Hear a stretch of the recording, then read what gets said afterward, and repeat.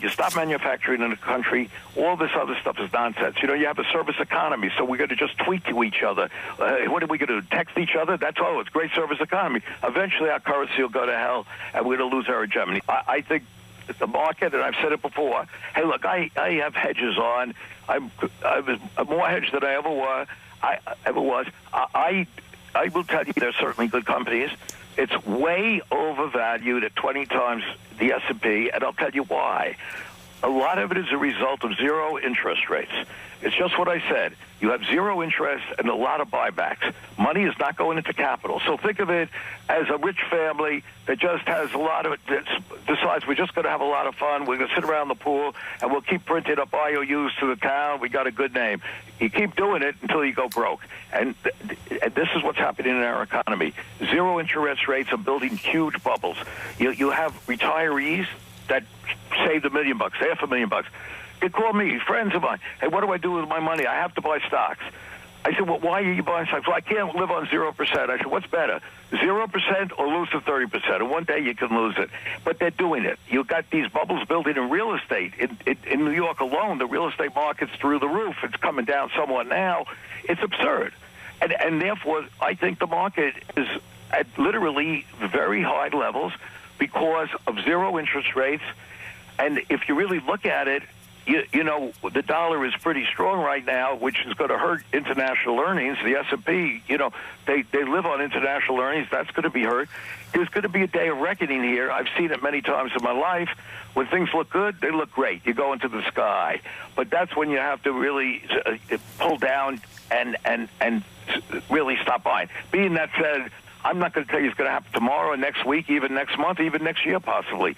But it's going to happen, and you have to change the direction of our economy. A lot of these companies that are over-levered today and really not really what I consider to be making true earnings, borrowing money and buying back stock.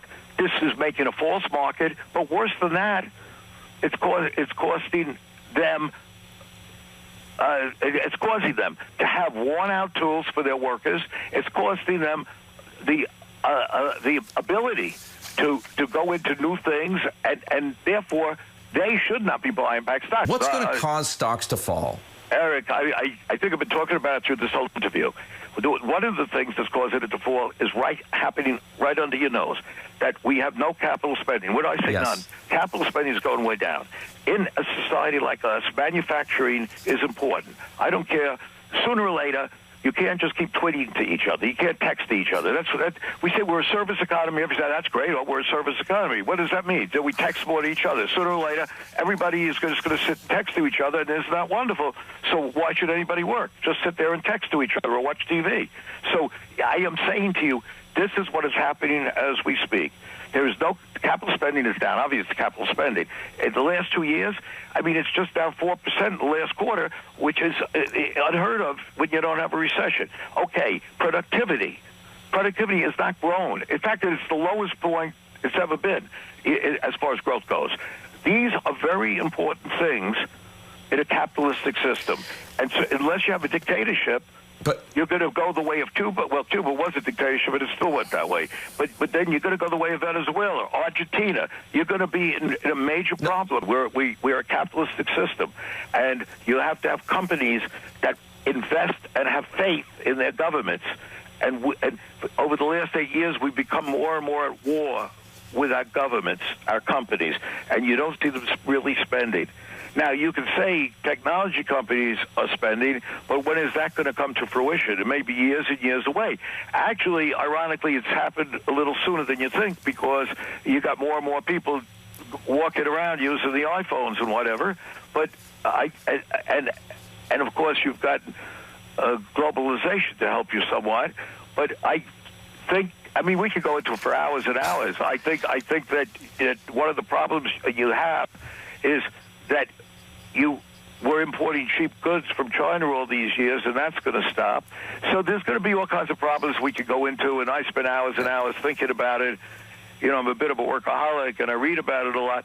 But, and by the way, I am not the only who I consider to be real smart guys saying just what I'm saying. I mean, you know, if you read some of these guys, they're pretty damn negative, and I've heard it myself. They're the guys I respect the most, you know. It's the ones that are negative. So I've heard it myself. And I keep saying this, rulings like this, when it's understood, and a lot of companies, thousands of CEOs understand the problem. They say one day a regulatory agency, EPA, waves its wand, and we're bankrupt, or almost bankrupt, or losing a fortune. Why the hell should I invest in more capital? Why should I invest in more machinery? Therefore, we can't compete, and therefore, the middle class does not have manufacturing jobs, and we now say, well, we're not a manufacturer, we're a service company. Now, the thing that goes for this country, as you pointed out, is, you know, we're a reserve currency.